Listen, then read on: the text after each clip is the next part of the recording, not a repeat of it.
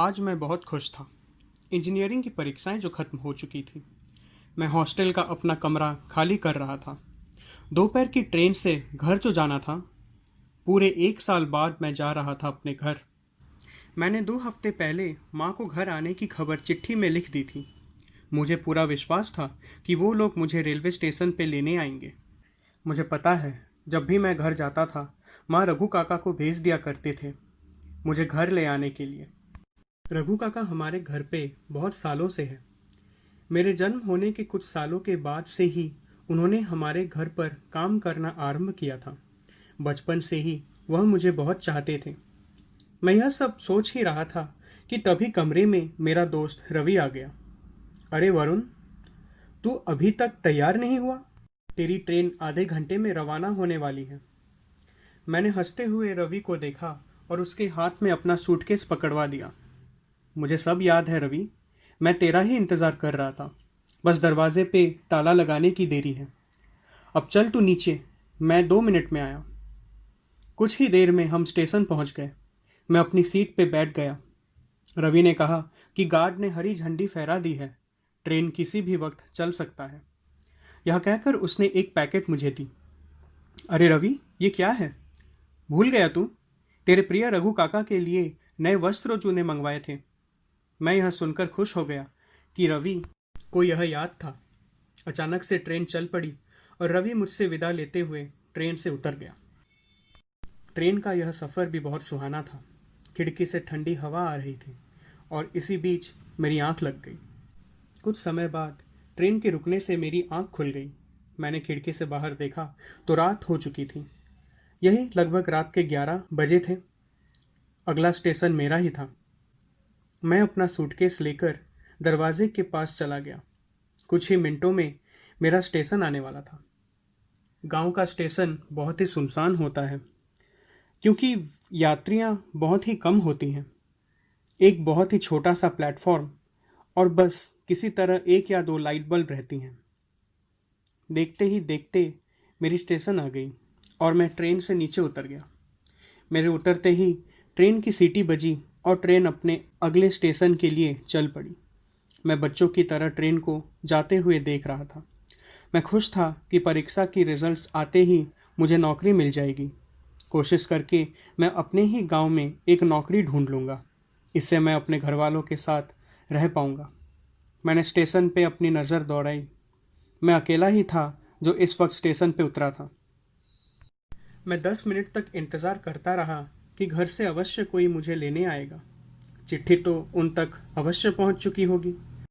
तो फिर मुझे अभी तक कोई लेने क्यों नहीं आया?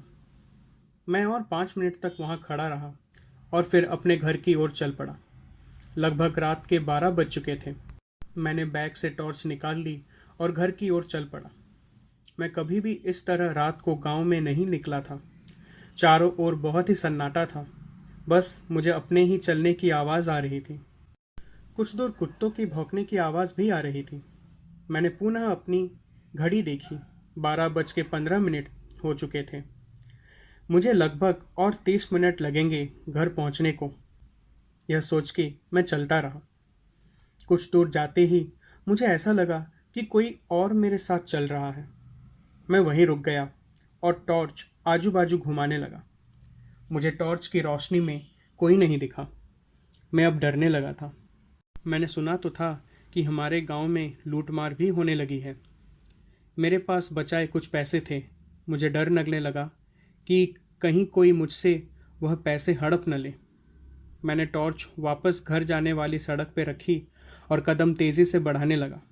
तभी अचानक ऐसा लगा कि कोई मेरी बाईं ओर से मुझे पकड़ने आ रहा है। मैं हड़बड़ी में भागने के चक्कर में वहां गिर पड़ा। मेरे हाथ से टॉर्च और सूटकेस दोनों छूट गए। मैं रेंगते हुए टॉर्च तक जा पहुंचा और टॉर्च उठाकर सामने की ओर देखने लगा। टॉर्च की रोशनी में मुझे किसी के 2 पैर दिखे। यह देखकर मैं जोर से चीख पड़ा। बेटा वरुण, क्या हुआ? अरे मैं हूं रघु। रघु? रघु काका? यह कहकर मैंने टॉर्च को ऊपर की ओर किया ताकि मैं उस अंधेरे में उस व्यक्ति का मुंह देख सकूं। जैसे ही रोशनी उनके मुंह पर गिरी, मैं खुशी से रोने लगा। यह तो सच में रघु काका ही थे। अरे बेटा, कहीं तुझे लग तो नहीं गई? यह कहकर रघु काका ने मुझे सहारा दिया। मैं झट से उठ पड़ा। ला बेटा, मुझे अपना सूटकेस दे दे, मैं पकड़ लेता हूँ। रघु काका ने मेरी सूटकेस ली और मुझे प्यार से देखने लगे। मैं भी उनकी तरह देखने लगा। रघु काका बहुत ही बूढ़े लग रहे थे। ऐसा लग रहा था कि मानो 1 साल बाद नहीं, हम 5 साल बाद मिल रहे हैं। वो बहुत ही अलग लग रहे थे। रघु काका ने कहा, अरे तू स्टेशन पे रुका क्यों नहीं? हम तो वहाँ तुझे लेने आ ही जाते। और तू अकेले यहाँ चल के इतनी दूर क्यों आया? तुझे पता नहीं कि आजकल यहाँ पे चोरी चकारी बढ़ गई है? मैं कुछ नहीं बोल पाया। मैं चुप था। मैं बस रघु काका की ओर देख रहा था। मुझे उन्हें देखकर बहुत ही अच्छा लगा, क्योंकि मैं इतना डरा हुआ था कि मुझे पता नहीं कि यदि आज उनके जगह कोई और होता तो शायद मेरी क्या दुर्दशा होती। मैं इतनी जोर हाँफ रहा था कि मैं रघु काका को कुछ उत्तर नहीं दे पाया। बस मैं उनकी बातें सुन रहा था और हम दोनों चुपचाप चलने लगे। चलते चलते रघु काका गांव के बारे में बहुत कुछ कहने लगे। इन 1 सालों में यहाँ क्या बदला है, इन 1 सालों में यहाँ कौन कौन नए लोग आए हैं, किन किन के घर के बच्चे बड़े होकर शहर पढ़ाई करने के लिए गए हैं, जैसे कि मैं गया था। मैं चुपचाप रघु काका की ये सभी बातें सुन रहा था। वैसे रघु काका, आप इतनी देर से क्यों आए? क्या माँ को मेरी चिट्ठी नहीं मिली? मैं वहाँ घबरा गया था कि घर वाले तो हमेशा आ जाते हैं, इस बार ऐसा क्या हो गया कि वो मुझे लेने ही नहीं आए? क्या उनको मेरी याद नहीं आई? अरे नहीं बेटा, ऐसा कुछ नहीं था। उनको चिट्ठी मिली थी और सब घर पे तेरा ही इंतज़ार कर रहे हैं। उन्होंने मुझसे कह भी दिया था कि रघु, इस वक्त ट्रेन आने वाली है और रात का यह समय सही नहीं है, तो तुम पहले पहुंच जाना। लेकिन बेटा, मैं क्या करूं? आज मुझे बहुत काम था और अब मैं बूढ़ा भी हो चुका हूं। मेरी एक टॉर्च थी, वो अंधेरे में ख़राब हो गई, तो यहाँ आते आते मुझे थोड़ा वक्त लग गया। बेटा, तुम्हें ज़्यादा कोई परेशानी तो नहीं हुई?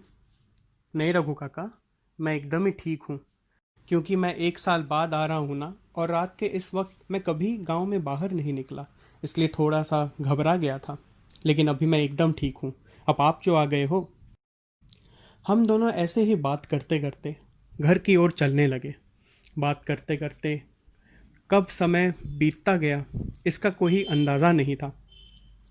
बस कुछ ही दूर पे मेरा घर था। मैंने घड़ी की ओर देखा तो घर पहुंचने में और 2-3 मिनट लग ही जाते। अब मुझे दूर से घर का बल्ब दिखने लगा।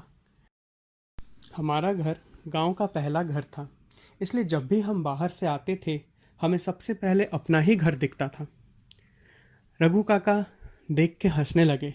बोले, अरे बेटा, चल घर आ गया, अब तो जाके घर में माँ के हाथ का बना हुआ पकवान ज़रूर खाना। मैं भी हंसने लगा। हाँ रघु काका, बहुत दिन हो गए घर का खाना खाए हुए, अब तो मैं भर पेट खाना खाऊंगा। चलो रघु काका, हम दोनों आज एक साथ ही भोजन करेंगे। हाँ बेटा, बिल्कुल, लेकिन तू पहले घर जा, मुझे थोड़ा सा और काम है। वो गाय को मैंने आज चारा नहीं दिया, शाम को अकेला पड़ गया था ना, अब वो बेचारे भी वहाँ भूखे होंगे। चल तू जा, जाके खाना खा, मैं तुरंत आया। यह कह के रघु काका घर से दूसरी ओर चलने लगे। मैंने उनको आवाज़ लगाई, अरे रघु काका, मैंने आपके लिए नए कपड़े लाए हैं, क्या आप वो नहीं देखेंगे? अरे कम से कम ये पैकेट लेते तो जाइए। पर मुझे रघु काका दिखे नहीं, मानो अंधेरे में घुल मिल गए। लेकिन इतनी जल्दी रघु काका कहाँ जा सकते हैं? मैंने टॉर्च को 2-3 बार इधर से उधर घुमाया, लेकिन मुझे पेड़ों के अलावा कुछ नहीं दिखा। मैंने फिर से आवाज़ लगाई, रघु काका, रघु काका, लेकिन किसी ने कुछ उत्तर नहीं दिया। मुझे थोड़ा आश्चर्य लगा, क्योंकि रघु काका को मैं बुलाऊं और वो ना सुने, ऐसा तो हो ही नहीं सकता। लगता है बूढ़े हो गए हैं, सुनाई नहीं दी होगी। मैं यह सोचकर अपने घर की ओर चल पड़ा। वरांदा में माँ, पिताजी, चाचा, चाची और मेरी बहन बैठी थी। वह मुझे देखकर जोर से चीख पड़े, अरे बेटा, तू अकेले आया? हम तो घबरा गए थे, तेरे चाचा अभी तुझे लेने जा रहे थे। मैं खुशी से हंस पड़ा। अरे कोई बात नहीं, अब तो मैं आ गया हूँ ना। अब आपको किसी बात की कोई फिक्र लेने की ज़रूरत नहीं है। चलिए अंदर चलते हैं। माँ मेरे पास दौड़ पड़ी और आके मुझे गले से लगा ली। चाचा ने मेरा सूटकेस ले लिया और वह घर की ओर चल पड़े। पिताजी भी आकर मेरे साथ ही खड़े हो गए और मुझे पकड़कर घर की ओर ले चले। मेरी बहन वहीं बैठी थी। वह खुश थी। वह बोली, भैया आज तो मैंने खाना आपके लिए अपने हाथों से बनाया है। आज तो आपको खाना चखना ही पड़ेगा। मैं हाथ मुंह धोकर आके मेज़ पर बैठ पड़ा।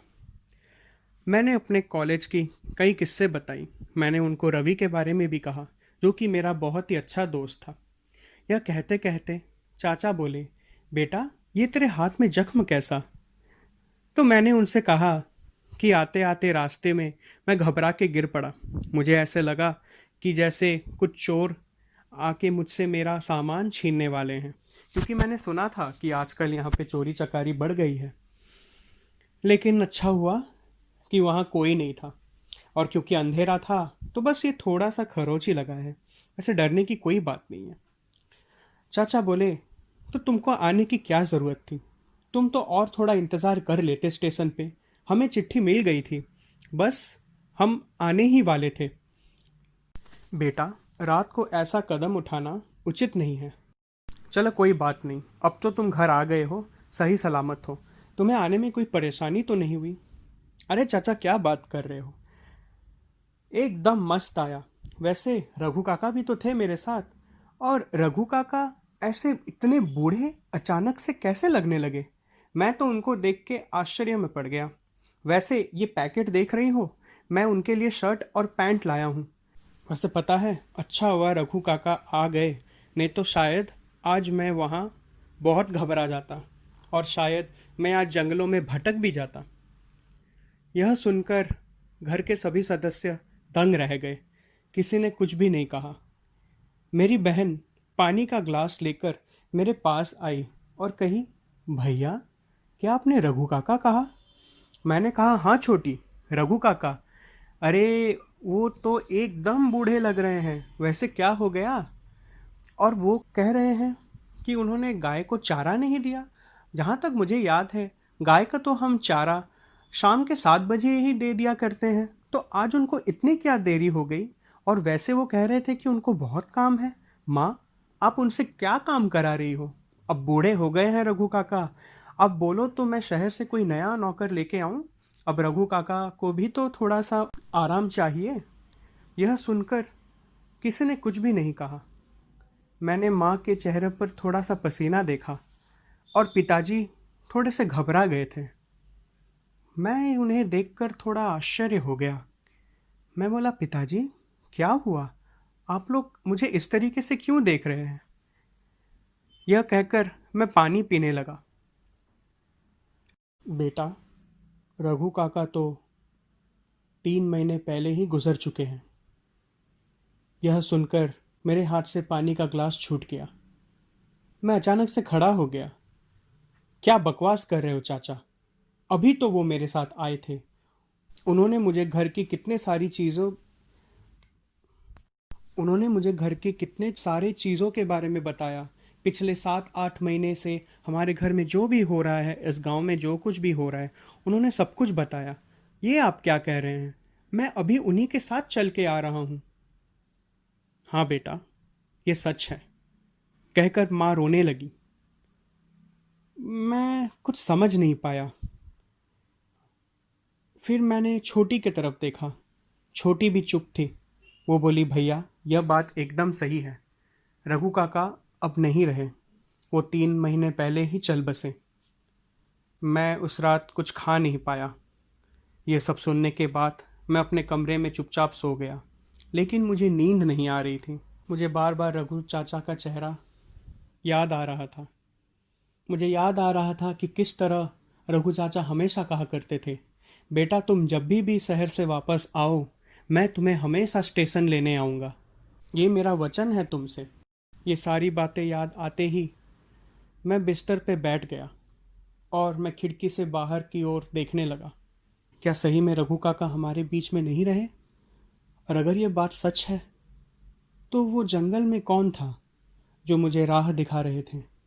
क्या वह रघु काका थे जो अपना वचन निभाने आए? यह सोचकर मैं खिड़की के पास चला गया और खिड़की से नीचे देखने लगा। अचानक मुझे लगा कि पेड़ के पास कोई खड़ा है और मुझे देख रहा है। मैंने अंधेरे में बहुत गौर से वहाँ देखा तो मुझे एक परछाई दिखी और वो परछाई रघु काका की थी। शायद रघु काका मुझे अंतिम बार देखने आए थे और लगता है कि अब उनकी मनोकामना पूरी हो गई। उन्होंने अपना वचन जो निभाया।